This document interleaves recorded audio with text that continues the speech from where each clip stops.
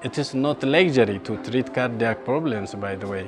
And we are more exposed to cardiac problems as compared to the Western countries, because in addition to the congenital ones, we do have occurred like rheumatic heart diseases, which is common in our country.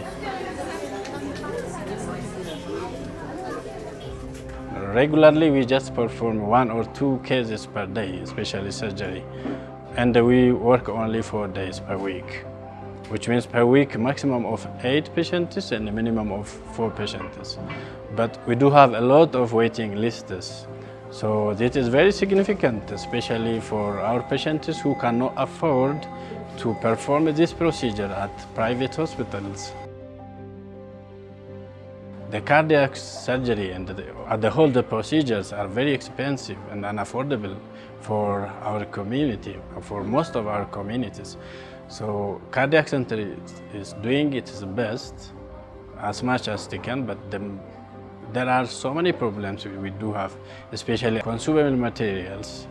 And also we don't have some materials, like, for example, about 50% of patients in ICU, they develop acute renal failure.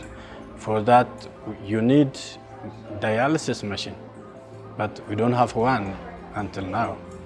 And there are also so many drugs that we cannot get daily, but we need them. And there are also some drugs which are not even available for the country. And the Heart Attack Ethiopia is helping us in that case, as we don't have such consumable materials most of the time.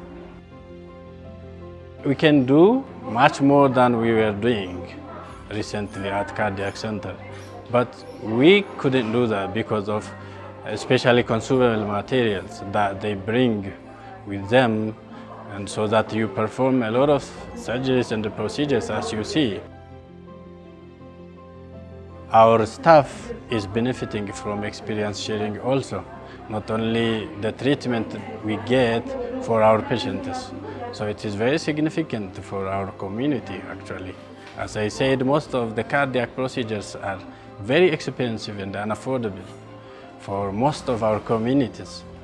So the medical missions, once they come, they do a lot of cases. It doesn't significantly reduce the waiting lists, but it is a lot when you think. Even if saving one life is not simple for it.